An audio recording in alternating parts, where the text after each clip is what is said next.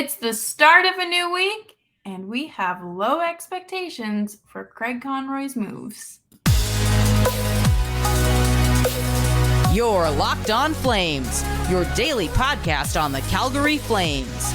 Part of the Locked On Podcast Network, your team every day.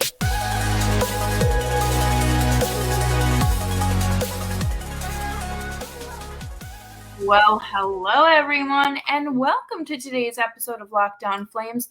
As always, I am your host, Jess Belmosto, and I am so happy to be here with you today. Before we dive into things, make sure you're subscribed to Locked On Flames wherever you get your podcasts, and of course on YouTube as well. We are here for you every day of the week as we push through the offseason and hope Craig Conroy does something. Speaking of Craig Conroy, we are going to play catch up on his appearance on 960 today and kind of check in, get a little vibe check of what's going on as of July 10th at 6 p.m. Eastern Standard Time. And we will be answering your mailbag questions as well. So like I said before, make sure you're subscribed to Locked On Flames wherever you get your podcasts, and let's jump right into it. So, Mikael Backlund is back in Sweden. I don't know how long he's been there for, but I know probably since before midsummer, but he was in Calgary for quite some time after the season ended, which, I mean, I get it. Some players, especially if they have a family, they're not just going to up and leave immediately as the day the season's over. But it's nice to see players, especially, someone that could be a potential captain or potentially on the move, sticking around to see what's going on in the organization. We know that he was a big part of the exit interviews, and we know that his voice and his opinion on Sutter and that whole situation was important. And his word was, it held a lot of value and it held a lot of weight. And he said, he was talking to a Swedish media outlet, and he said, I'm looking forward working with Conroy, Huska, and the new management staff, who I think will be great. It's really nice to hear from him. I saw a comment that was like, oh, well, it's interesting that he's talking to Swedish media, not North American media. I mean, it's all about who calls. It's not just like, he could be picking and choosing, but if he's home in Sweden, of course he's probably going to talk to Swedish media. It makes the most sense, right? You don't have to worry about time zones, time changes, and everything. So, that's who reached out to him and scheduled for that day. I don't think it's anything to read into. It's the same thing with Jonathan Huberdeau talking to Quebec media as soon as the season ended. It's just where they're from. And those are the people that called. So again, I don't read too much into it. I don't think it means anything, but it's just an interview. Oliver Shillington has been skating for about a month now, and Craig Conroy is really excited to see what's to come of that. And it's really nice to hear that he's excited to come back. Conroy talks about how there hasn't been extension talks with him yet. And I think that's okay. To me, that is fine. I think right now the Flames, or Oliver Shillington this situation has to be handled carefully. And not with kid gloves, but you have to respect what he has gone through in the last 2 years and how intense things must have been in order for him to step away from hockey, the NHL, for a whole year. It's not an easy decision to make. He had to take care of himself, and he's back in a place where he wants to play and feels like he's ready to come back. And I'm not saying you have to walk on eggshells because things could change at the drop of a hat, but if you encourage these huge steps into making it through his treatment and whatever he was doing to work through the mental health stuff, is, you have to encourage that and really commend him for that, because it's huge. And it's exciting for him to be coming back, but again, you really have to be respectful. If he doesn't want to talk contract extensions, you don't have to talk contract extensions yet. I'm perfectly fine with him being the one Flame that gets a pass on not having an extension. I'm okay with waiting on him compared to the other players that are up for contract extensions. But right now, it's time for him to come back to the NHL and not have to worry about it. He shouldn't have to be thinking about those decisions right now. He should really be focusing on coming back and reintegrating himself with his teammates and a whole new locker room, really, and new management and a whole new organization, really. But it's exciting. I think that these are things we should be excited for because he helped strengthen the Flames defense. He was a big part of the Flames defense that season 2 seasons ago. So it's exciting to see him back again. He's manage your expectations because, again, he did not play for an entire NHL season. It's okay for him to have a little rust, right? We're not going to just jump to conclusions and say they need to waive him and do all this like 2 weeks into the season because he looks a little lost out there. Okay, we're not going to do that. And Conroy goes on to talk about how he is open to the idea of moving Wolf up and down from the NHL and AHL, and he won't trade a goalie for the sake of trading a goalie. I don't think that you should trade Vladar for the sake of trading. And, again, we talk about rushing and, Dustin Wolf's development, and we don't want to rush him. We don't want to have him, prematurely come to the NHL, have a few missteps, a few bumps in the road along the way in his transition, and then just get completely discouraged and also not have anyone to fall back on when it comes to your backup goaltender. So it is one of those situations where I understand, you do have to take calls. You really have to weigh up the options here and figure out what you need to do because I can see both sides to this. I know Montreal is looking for a goalie. Would it make sense to talk to them? I think anyone is worth calling right now. And you know what? You get a few draft picks and so be it. I'm not entirely convinced you have to get a roster player for him. I think you really are just going to get draft picks, and that's what the Flames need. Coming up next, we are going to talk more about Jacob Markstrom and goaltending, because what is the Calgary Flames organization without some goaltending talk? And before we move on to that, we are going to take a quick break and talk about FanDuel. Take your first swing at betting MLB on FanDuel and get 10 times your first bet amount in bonus bets up to $200. That's right, just bet $20 and you'll land $200 in bonus bets, win or lose, all on an app that is safe, secure, and super easy to use. Plus, when you win, you can get paid instantly. Tonight is the home run derby, so why don't you bet on who you think the winner is going to be? There's no better place to bet on MLB than FanDuel, America's #1 sportsbook. So sign up today and visit FanDuel.com/lockedon to get up to $200 back in bonus bets. That is FanDuel.com/lockedon. FanDuel, official partner of Major League Baseball. And thank you, everyone, for sticking around and hanging out with me here. As always, you can follow me on Twitter at JessBelmosto.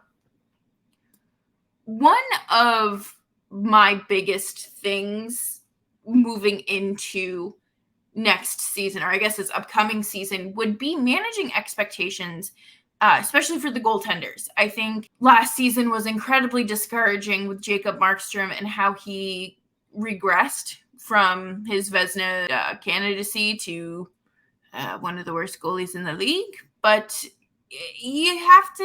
there's going to be a happy medium. He told Craig Conroy that he is very motivated and he thinks about last season a lot. If he wasn't thinking about it, I would be a little worried. I think You should be thinking about that. You should be worried, and you're not worried. You should be looking for ways to improve upon your technique and avoid everything that happened last year. Not saying he has to go out and have a repeat of, a 935 save percentage or whatever it was. Nick says it all the time. You just have to be slightly above average for goaltending. That's all you need. And I think that's possible here. I think Jacob Markstrom is going to be in a better place. I think that, I don't know for certain, but I definitely feel like him and Sutter probably went toe-to-toe a few times just because of Markstrom's performance, and I'm sure Sutter was not always pleased. And we know that Jacob Markstrom is someone that speaks his mind and is going to hold himself accountable, so I'm sure that he's going to, kind of feed back into what someone is dishing out. Again, managing these expectations, it is a very fine line to walk. I think, especially with the Flames probably going into the season with 3 goaltenders, they're not moving Markstrom. We know that. He has said that he's very dedicated, motivated to come back and be better. He wants to kind of redeem himself, and he knows he still has more gas in the tank. He is getting up there in age, for hockey. And it's it's wishy-washy. You could get another really great season out of him, or you're just going to see the decline of an aging goalie, and that's normal and to be expected. And that's what we all kind of said when this deal was signed. It was a 6-year deal. 6 years for a 31-year-old goalie was not going to look ideal. It was not going to age perfectly. It was not going to age well. But here we are right in the middle of it. And it's time to, feel encouraged about him wanting to come back and be better, obviously, and not being like, get me out of this organization, please. Do whatever you have to do to move me, like we've seen players do. And that's fine because they have every right in the world to do that. But it's nice to see him want to kind of stick this out and get back on his feet. Flames fans should be excited for that. And, he's going to be mentoring Dustin Wolf. We know this. So it's even more things to be excited about. I guess on the other side of things, you have Noah Hanifin, who has not been in contact with Craig Conroy for the past couple days. It's actually really exciting. Noah Hanifin is playing in a summer league in kind of my hometown. Not really. It's near my hometown, but back in Massachusetts, and a lot of guys from the NHL are playing there. And I believe Jack Eichel is actually still going to be, taking a break from his Stanley Cup extravaganza and showing up. I have a friend that photographs the league, and, he's always there. Said Noah Hanifin is just kind of wishy-washy, doesn't always show up, but it's not like you're mandated to play or show up. So, let them enjoy their off season, and if they want to get some reps in, they get some reps in. But, we still don't know what's happening on that front. We know that he will more than likely be moved.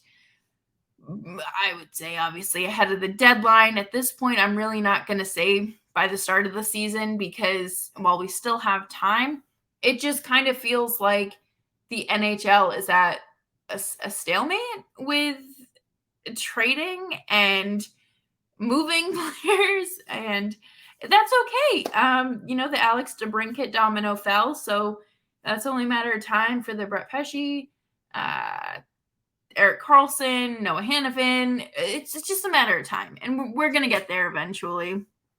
And I thought that the Toffoli trade was going to kind of start the domino effect in Calgary, but I was very wrong with that, and that's okay. That's okay, because you shouldn't rush into trades just to rush into trades. You need to make sure that you are getting a decent return for what you're giving up. And I understand that no trade is ever going to be like truly equal, but you can't have everyone being like, you got fleeced. Like Taylor Hall for Anders Bjork in a second. Like, to me, that is getting fleeced. Buffalo got fleeced there. But that is a Don Sweeney masterclass. So maybe Craig Conroy can give old Donnie Boy a call and, get a few tips and tricks. It's because we're moving into July. We're getting there, and there's nothing happening. There's nothing happening there. But same thing with Elias Lindholm. They've been in contact. Same with Backlund. I don't think Backlund is going to be moved ahead of the season. I would be shocked. I feel like he is going to be a deadline move. That's if they move him. And we've talked about this endlessly on this podcast, how they're not going to trade any of their guys if they are in a solid playoff spot ahead of the deadline, or, if they're kind of in that wild card mix, they're not going to trade those players. So just be prepared to either trade them before the season or just lose them. There's really no like, Dylan Dubé is an RFA next summer. So on top of your unrestricted free agents, you have your restricted free agents. And those are guys that are, signed to their entry-level deal, and they sign another deal for typically another 3 years. And then they reach restricted free agency again. And then that's when they sign another like bridge deal before hitting unrestricted free agency at 27 years old. You do not, if you become eligible for unrestricted free agency when you're 27. So Mangiapane will be a UFA, not this summer, or not 2024, but the summer after, regardless of his contract status. Not contract status, but the standard 3 year, like how that breaks down. But anyways, Dylan Dubé is in talks with Calgary for an extension. That's fine. I feel like Dylan Dubé is always going to be one of those players that you can just kind of plug anywhere. Anything over $3 million is just kind of an overpay, in my opinion. I love Dubé, but I have always said that, like, if they're kind of looking for a deadline move to buy, he's going to be that guy that you move. I've said a million times, if you're trying to acquire Jake DeBrusk, you'd want to put Dubé in that package to send to Boston, just because, it just makes a lot of sense for salary reasons as well as roster moves. But that's fine. There's only so much you can do. I don't expect Craig Conroy to just like ice out RFAs like Jacob Pelletier next season either. Like, he needs to be talking with them, so that way he knows, hey, you want to trade out of here? Great, we'll start the process now, like we saw with someone else nearly exactly a year ago. But Dylan Dubé was also on the 2018 Team Canada World Juniors team. He denied any involvement in that, of course, which, good. I think that's hopefully true and a good start to things. But supposedly, general managers and teams around the league are bracing for the results of the investigation into Team Canada. I'm not going to get into it here right now because it is a lot, and we're on a time crunch. But I hope that the league is ready to hammer down suspensions for all of those involved. And coming up next, I'm going to answer your mailbag questions, because it's Mailbag Monday, baby. And thank you, everyone, so much for hanging out with me today on Locked On Flames. Make Locked On Flames your first listen of the day. I'm here for you. Nick's here for you every day through the summer. And we are so excited to just keep giving you Flames content. It's so exciting to talk about this team every day, even if they're not doing anything, because you can kind of look at things differently. You can look at different angles, and you're not, just pressed to like a one week, 30-minute time slot every day, 5 days a week. But I asked y'all on Twitter for your questions because we haven't done a mailbag in quite some time. So let's talk about it. Brian Baston of On the Forecheck asked, over or under 20 wins? And I have never hammered an over so fast in my life. So thank you for that. What do you think is a realistic return for Elias Lindholm? I'm horrible at trade packages because I either overvalue players or severely undervalue them.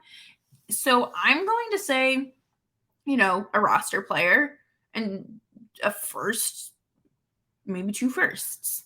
I don't know. I'm not good at these things. Like I said, I either severely overvalue someone or undervalue, and I don't think about the cap implications. But JD from Locked On Ducks said, who's afraid of the big bad wolf? Dan Vladar, because he is taking Dan Vladar's job. And I would assume anyone that is facing Dustin Wolf, because I'm not going to compare him to Connor Hellebuck, but I imagine AHL goal or players kind of feel like how NHLers feel going up against a player of Connor Hellebuck's caliber. And this is from Trey of Locked On Devils, and he says, what are your expectations for Igor? And I'm going to be entirely honest, they're not high. I don't expect any player to come in except Jonathan Huberdeau, to come in here and, magically hit 20 goals and just become a new player. Changing the scenery, that's good. It's a good thing for most players. Sometimes that's what they need. He seems like a good guy, but from what I've heard and what I've seen, I'm not overly excited, I guess. To me, it's just another roster player. I'm not sitting here, plotting to, go to Montreal so I can go see Igor the same way that I was planning to do that for Gaudreau, Tkachuk in next season for Huberdeau and Weegar, because I can finally go to Montreal and see them. But Chris from Brews and Bruins asks, what can Bruins fans realistically expect from Lucic? This one's hard, because I think a lot of people are still living in that nostalgic 2010s Lucic phase. That has not existed for quite some time. I think that fans just kind of need to be ready for him to only play 10, 11 minutes a night on that fourth line and just be out there moving his body, slowing his line mates down, and throwing his body around. He might score. He might not. You don't know what you're getting.